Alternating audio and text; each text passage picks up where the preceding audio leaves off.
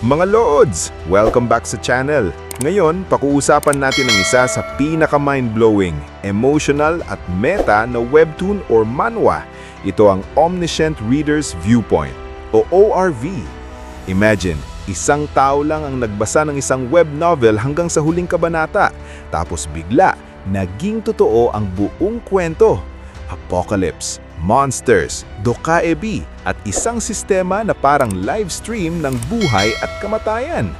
Kung di mo pa nababasa o napapanood, ito yung kwento na magpapatanong sa'yo. Ano nga ba ang tunay na kahulugan ng pagiging reader ng isang kwento? At paano kung biglang naging totoo ang binabasa mo? Ready na ba kayo? Let's dive in! Kung ready ka na sa pinakamalupit na ride sa mundo ng manhwa, let's recap mga Lods! Sa pagsisimula ng chapter mga Lods, isang napakalaking grupo ng mga taong nakaligtas ay lubhang hindi nasisiyahan sa nangyayari at sumisigaw ng malakas habang itinataas ang kanilang mga kamay pataas na sinasabi na dapat niyang ipagkatiwala ang pagkain kay Ino at ibahagi ng pantay-pantay ang lahat at siya ay isang masamang tao habang iniisip ni Ino na dapat pumili si Dokya. Nakatayo siya na may mapagmataas na ngiti habang nanunood sa nangyayari at bahagyang pinakipot ang kanyang mga mata na iniisip na wala itong halaga sa kanya na pangunahan ang karamihan at ngayon ay naunawaan niya na hindi siya makakaligtas dito kung hindi nila susundin ang kanyang mga utos. Kaagad pagkatapos nito, si Ino na nakakaakit ng atensyon ng iba ay lumapit sa kanila at inilagay ang kanyang kamay pasulong na may ngiti at nakasarang mga mata na sinabi sa kanila na pakiusap ay pakalmiin ang sarili at malamang ay may maling pagkakaunawa dahil nagdesisyon si Dokya na makipagtulungan sa kanila. Pagkatapos nito ay patuloy na nakangiti siya na nakatayo sa parehong lugar na ang mga kamay ay nasa harapan ng kanyang mukha at bahagyang binuksan ang isa sa kanyang mga mata na sinabi na tiyak na ibibigay sa kanila ang mga produkto at hahatiin ayon sa kanilang konsensya at sumang-ayon din silang makipagtulungan sa hinaharap para sa kapakanan ng lahat at iniisip na ngayon ay napilitan siyang sumang-ayon at nasa kanyang mga kamay ito. At si Dokya sa parehong sandali ay biglang tumutol na dapat itigil niya. Lahat ng mga taong nagtipon sa paligid niya ay biglang tumahimik at tumingin sa unahan kung saan nakaupo si Dokya sa upuan at nakayuko ang ulo na hawak ang isang supot ng mga grocery sa kanyang mga kamay. Pagkatapos ay matalim niyang sinabi na syempre hindi sila iiwan na walang pagkain at si Ino na patuloy na nakatayo sa parehong lugar na inilagay ang kanyang mga kamay sa harapan habang nakangiti ng mapangit ay iniisip na sa totoo lang ay gaya ng inaasahan.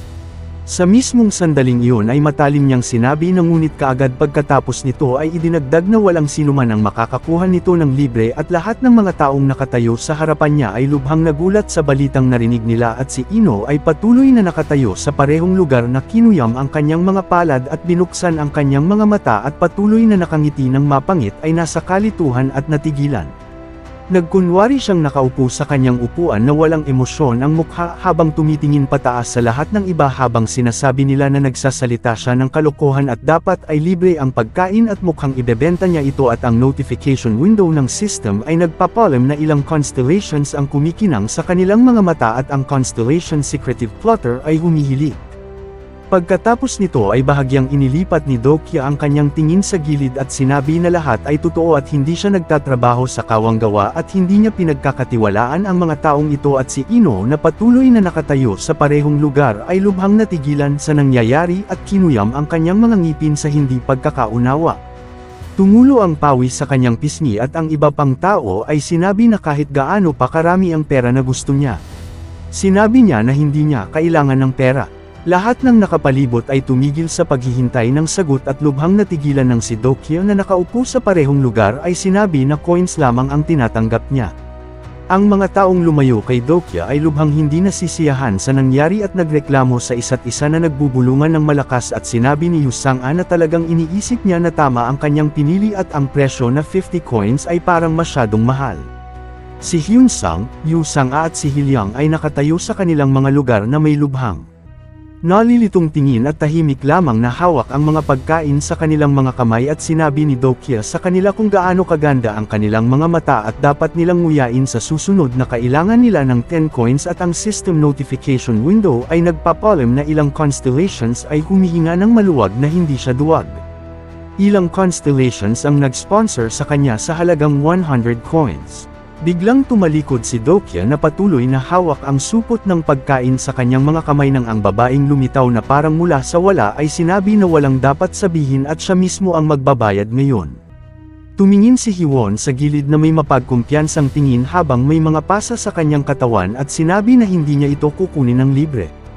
Pagkatapos nito ay bahagyang nakasandal pasulong na tinitigan sa unahan na may seryosong tingin. Iniabot ang kanyang kamay pasulong. Tinamayan si Dokya at sinabi na ang kanyang pangalan ay Jung Hiwon at nagpapasalamat siya sa pagliligtas nito sa kanya kaninang umaga at siya na kinakamay ito na may kalmadong ekspresyon sa mukha na tumitingin ng diretso sa unahan ay sinabi na walang kailangang pasasalamat.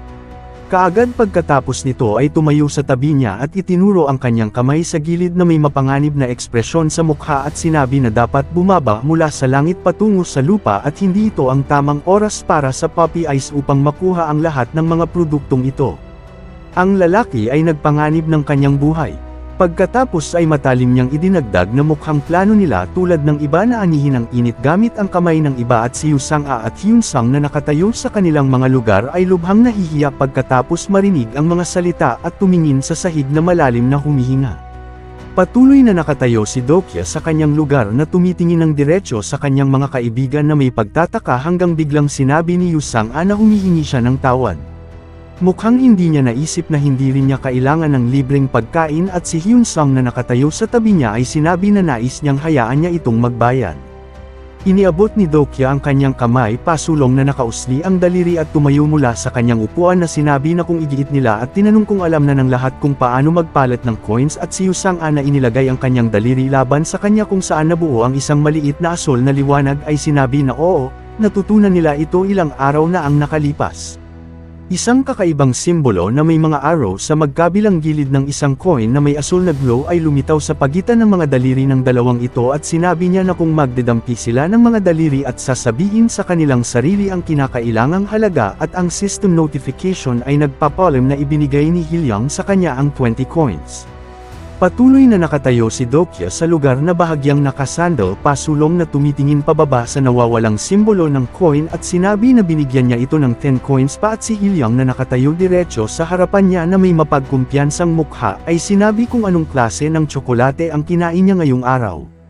Apat na matatanda ang nakatayo sa gilid at tinitigan si Hilyang na lumalayo sa kanila na maraming beses na umiling at ngumunguya sa isang stick ng tsokolate at si Hiwon ay tumalikod. Tinitigan siya at sinabi na mas mabuti pa siya kaysa sa kanilang adult shame at ang system notification window ay nagpapalam na ang incarnation ni Hilyang ay nakakaakit ng atensyon ng ilang constellations. Pagkatapos nito ay si Hiwon na bahagyang nakangiti na bahagyang nakabukas ang bibig ay tumingin pataas at sinabi na sa totoo lang ay monopolisado ng main group ang mga supply. Ang mga tao sa subway ay bawat isa sa kanilang lugar at ang ilan sa kanila ay nag-uusap tungkol sa isang bagay habang patuloy na sinasabi ni Hiwon na ang mga tao rito ay parang ilang uri ng hayop na kinakain ang ibinibigay sa kanila at pagkatapos ay pupunta sa pagsisiyasat kung paano patayin ang pareho. Ganoon din ang nangyari sa kanya kaninang umaga at sinabi ni Yusang-a na ganoon nga ang nangyari. Literal na tinuruan sila ng main group at sumang-ayon si Hyun-sang sa kanila at sinabi na iyon ang dahilan kung bakit niya iginagalang ang posisyon ni Dokya. Gayunpaman, pagkatapos nito ay nakatayo siya sa kanyang lugar na ikinalat ang kanyang mga braso sa magkabilang gilid na may nalilitong tingin at tumingin ng diretso sa unahan at sinabi na maaari niyang ibaba ang presyo sa 10 coins gaya ng ginawa niya para sa kanila. Hindi sila bibili ng kahit ano sa ganitong rate at mapagtanto na ito ay pribilehiyo lamang nila ngunit gayunpaman at si Dokya na tumingin sa gilid ay sinabi na may alam na tingin na hindi pa ito ang oras. Sa kalye malapit sa underground entrance ng station ay patuloy na nakikita sa GMO station ang napakalaking halaga ng alikabok at usok na may maliliit na puting particle na nakikita sa pagitan nila at sinabi ni Dokya na kailangan nating maghintay ng kaunti pa. Ang mga kaibigan ni Dokya ay nagpapahinga sa gilid na nasa parehong stage na nakasandal ang likod sa pader at si Hilyang ay natutulog sa mga binti ni Yusang-a.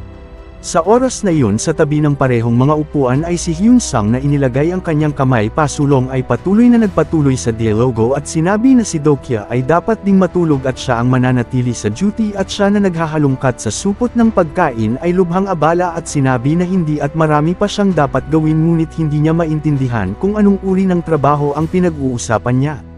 Sa sandaling iyon ay biglang tumalikod si Dokya at si Hyun Sang at tinitigan doon na may seryosong tingin at ang mga tao ay tumatawag sa kanila na nakatayo diretso sa likuran nila.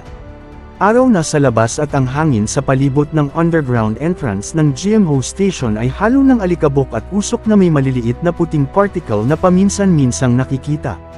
Tumingin pababa si Hyewon at malawak na nakabukas ang bibig sa pagtataka ay nalilito at sinabi na hindi niya pinaniniwalaan ang nangyayari. Pagkatapos ay sa galit sa kanyang mga mata ay hinawakan ang supot sa harapan niya gamit ang parehong mga kamay at inalog ito ng mabilis na ikinalat ang alikabok sa lugar at sinabi na lahat ay naubos na magdamag at ito ay katawa-tawa.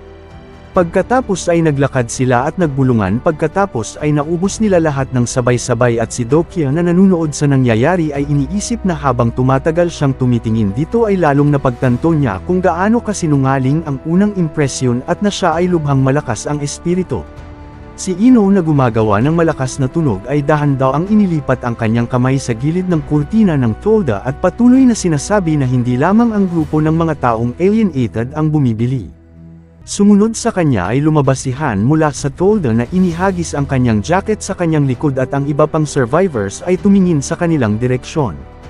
Si Ino na malapad na nakangiti ay inilagay ang kanyang kamay sa harapan at nakasarang mga mata ay sinabi na mula ngayon ay limitado ang food ration at ang volume nito ay 3 cookies para sa isang tao at ang iba ay sinabi na ito ay napakakaunti at lumilikha sila ng kaguluhan at paano sila makakaligtas na kumakain lamang nito. Si Dokya kasama ang kanyang mga kaibigan ay nakatayo sa gilid na may mapagkumpiyansang tingin at nanunood sa nangyayari habang ang iba pang survivors ay sinabi na ang intelligence ay puno sa kapasidad at iniisip nila na walang nakakaalam at agad na sinagot. Sila ni Ino na ganoon nga at kung may gustong sumali ay maaari silang sumali sa kanyang hanay at kumita ng higit pa na probisyon. Pagkatapos nito ay nagsimulang sumigaw ng malakas ang iba pang survivors na halos walang bumabalik mula sa reconnaissance squad at ang Chodo group lamang ang laging bumabalik at nais nilang mamatay silang lahat at si Ino na may mapagmataas na ngiti ay nakatayo sa tabi ng kanyang mga subordinate at sinabi na kung hindi sila nasisiyahan sa isang bagay ay dapat sila mismo ang kumuha ng pagkain. Lahat ng survivors na nakatayo sa harapan niya ay lubhang hindi nasisiyahan sa sinabi at natakot sa nangyayari at siya na patuloy na iniabot ang kanyang kamay pasulong ay sinabi na huwag silang mag-alala at hindi kinakailangang maging scout.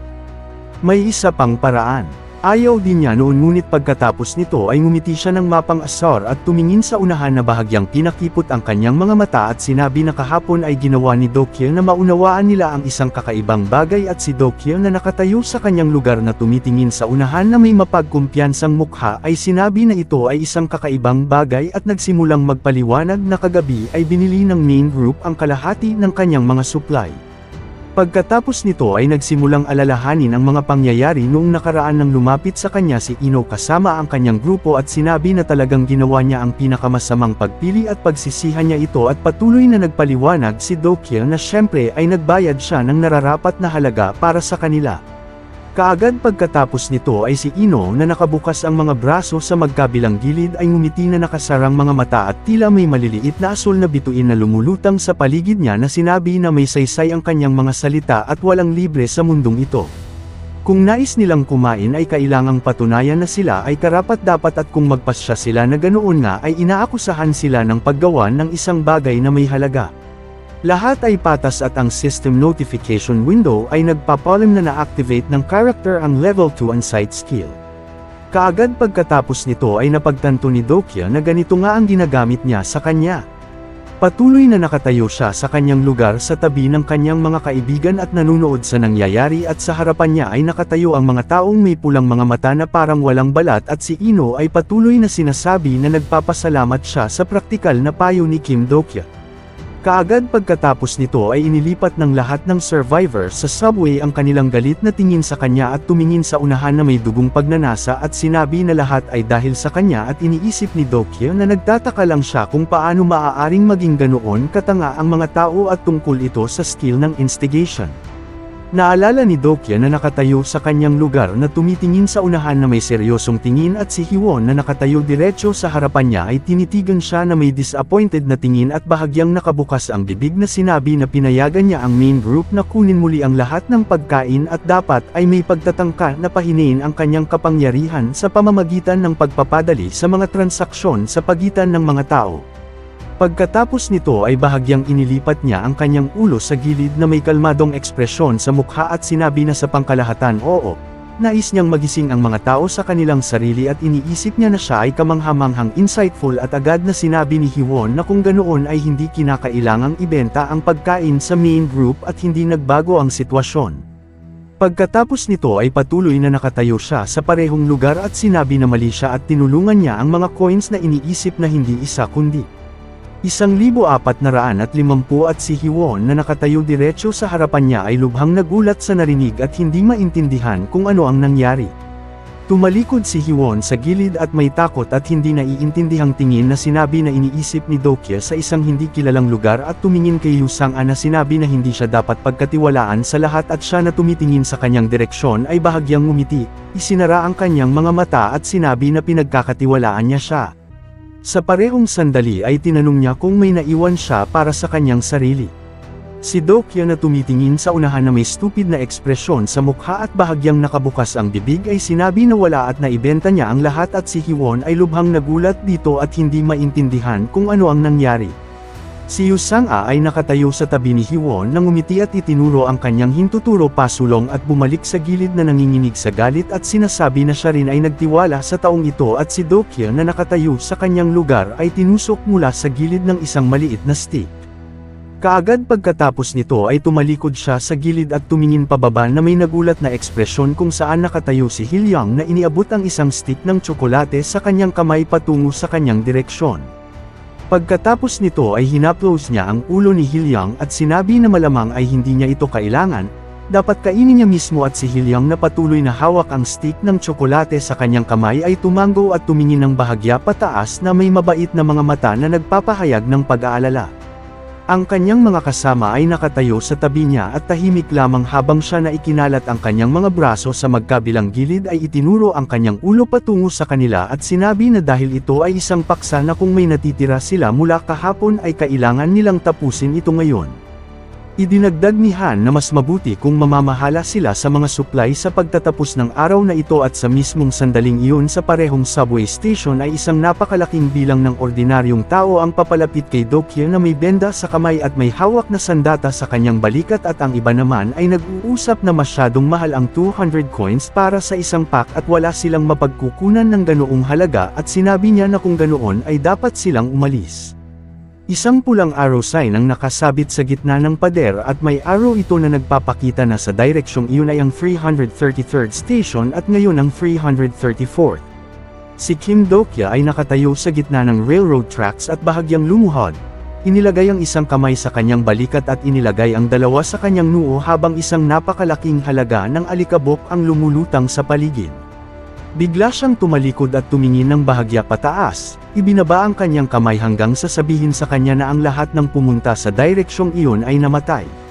Mga bandido at iba pa. Patuloy na nakatayo si Dokya sa parehong lugar at parehong kamay sa kanyang baywang, tumingin sa direksyon kung saan nakaupo si Hiwon na nakasandal ang kanyang ulo sa kanyang kamay at tinanong kung bakit hindi niya ito bibigyan.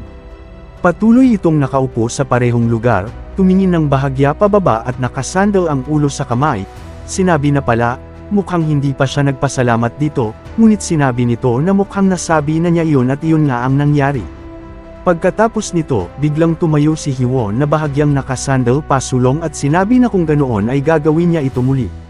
At si Dokya ay umakyat palabas sa railroad track shaft, na isa na ang isang binti pataas at na-distract sa kanyang mga salita.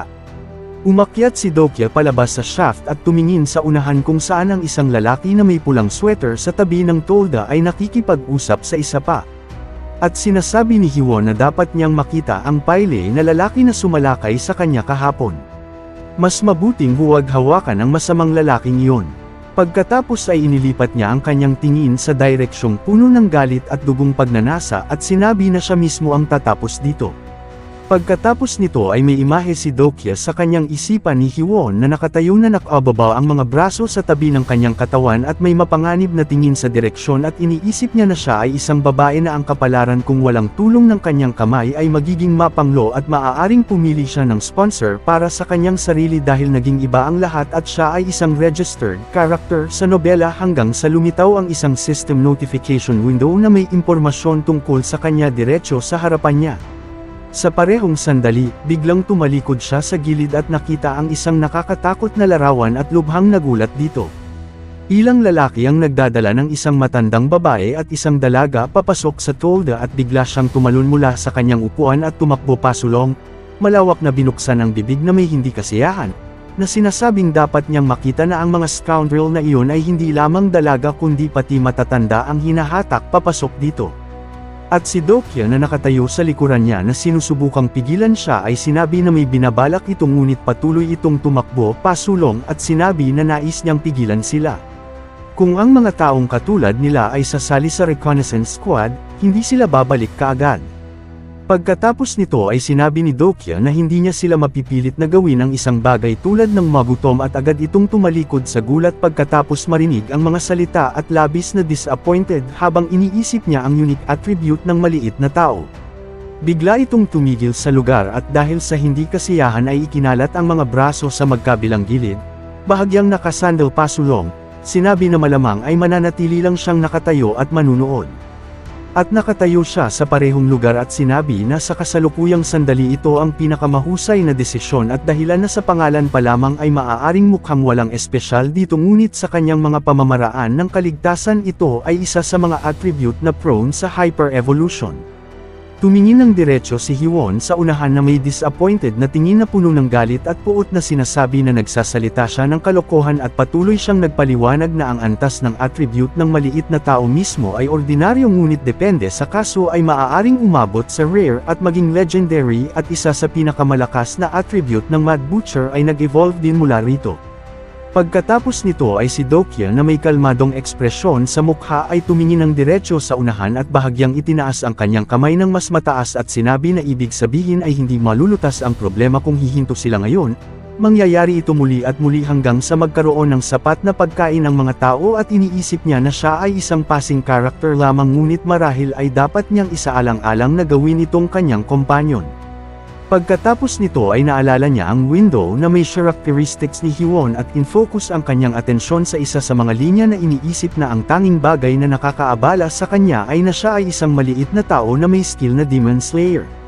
Pagkatapos ay tinawag niya ito sa pangalan at sinabi na ang asensya ng isyo ay pagkain at patuloy itong nakatayo sa parehong lugar na may nalilitong tingin na nakababa ang mga kamay at nakakuyom sa kamao. Sinabi na ganoon nga at idinagdag niya na sa kasong ito ay sapat na lamang na alisin ang stumbling block na ito, iyon lang.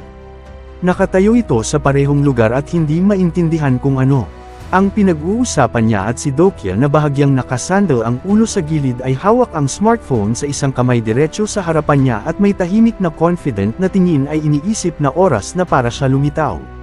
Bigla siyang tumingin sa gilid kung saan sa isang malakas na tunog ng maliwanag na golden glow ay lumitaw na parang mula sa wala. Lubhang nagulat ang lahat ng tao sa subway at sumigaw sa takot na sinasabi na ito ay isang dokaebi na lumitaw sa ibabaw ng kanilang mga ulo na nagliliwanag sa lahat ng nakapalibot ng may maliwanag na yellow glow na nagpapaalala sa kidlat. Lubhang nagulat ang tatlong kaibigan ni Dokya sa nangyayari na nakatayo sa gilid na may takot na tingin na tumitingala habang si Dokaebi ay tinatanong kung kumusta sila at kung bored na sila.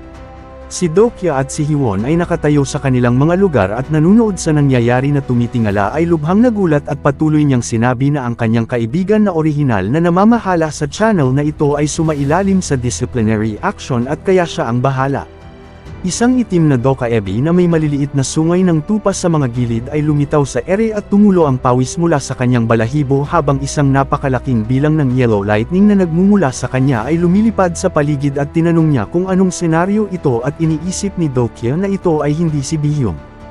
Pagkatapos ay ang dokaebi na may malaking kahihiyan ay inilipat ang kanyang tingin sa gilid at bahagyang binuksan ang bibig habang isang napakalaking halaga ng pawis ay tumulo sa kanyang mukha at sinabi na pala, masyadong kalmado sila at masyadong mataas ang ilong ni Dokaebi at sa huli ay naglagay ng ganito para sa kanila na kahirapan. Kaagad pagkatapos nito ay itinaas niya ang kanyang paw pataas at sa kanyang maliliit na daliri ay ikinalat ang maliwanag na yellow light sa lugar at sa isang malakas na tunog sa parehong sandali ay lumitaw ang ilang notification windows na nagpapalam na idinagdag ang mga penalty sa senaryo at mula ngayon ay limitado ang mga probisyon at winasak ang available na supply ng pagkain. Sa parehong sandali ay biglang lumutang sa ere ang kanilang pagkain.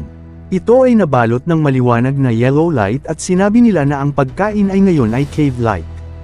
Ang mga nagulat na tao na nakatayo sa ibaba ay itinaas ang kanilang mga mukha na hindi nasisiyahan at tinitigan ang mga probisyon na lumilipad sa ere at nababalot ng maliwanag na yellow light habang tumatawa ang Doka Ebi at sinabi na kapag nagsimula ang laro ay mas mabuting isipin agad ng mga bata kung paano sila lalabas bilang mga nagwagi. Pagkatapos ay tumingin ang kanyang mga mata sa gilid na may mapagmataas na ngiti at patuloy na tumulo ang napakalaking halaga ng pawis sa kanyang mukha habang sinabi niyang kakainin nila ang sinasabi niya. Pagkatapos nito ay bigla niyang itinaas ang kanyang paw sa sungay at isang maliwanag na spark ang nagliliwanag sa lahat ng nakapalibot na lumitaw na parang mula sa wala at tumingin siya sa unahan na may mapangit na ngiti at pulang mga mata na sinasabi na kahit ano pa man sa anumang kaso ay mga ordinaryong rabble lamang sila na tao. Patuloy na nakatayo ang mga tao sa kanilang mga lugar sa ibaba sa subway at lubhang nagulat sa nangyayari at sa parehong sandali ay nawala ang Doka Ebi na nag-iwan ng mga itim na bakas at maliliit na particle ng yellow energy sa ere. Si Ino kasama ang iba pang survivor sa subway ay tumungala ng may malaking pagtataka at takot habang sinabi ni Doka Ebi na ngayon ay masaya na ang aabangan nila. Si Dokya ay nakatayo sa kanyang lugar na may confident at kalmadong tingin habang lumitaw ang ilang blue system notification windows na may malakas na tunog diretso sa harapan niya at ilang iba pang survivors. Ngumiti ng mapangit si Dokya, habang tumitingin ng diretso sa system notification window at lubhang nagulat sa nangyayari na iniisip na oo, ngayon ay mas katulad na ito ng mga pamamaraan ng kaligtasan. Pagkatapos nito ay lumitaw ang isa't isa ang system notification windows at nagpapalam na idinagdag ang mga penalty sa senaryo at idinagdag ang life tax item at mula ngayon ay sa bawat hating gabi ay automatikong babawasan ang life tax na halagang 100 coins at kung hindi ito mababayaran ay mamamatay ang tao at ito ay magpapatuloy hanggang sa makumplito ang pangalawang main scenario. Sa pinakahuling bahagi ay lumitaw ang huling notification window ng blue system na nagpapalam na sila ay nasa zone 2 nanograms main scenario at kailangan nilang hanapin ang lugar kung saan ito i-activate. Kung nagustuhan mo ang mga video na ito ka-T-Recap, don't forget to leave a like and subscribe at i-hit mo na rin ang notification bell para updated ka sa mga bago pa natin mga video. Salamat at maasim na araw!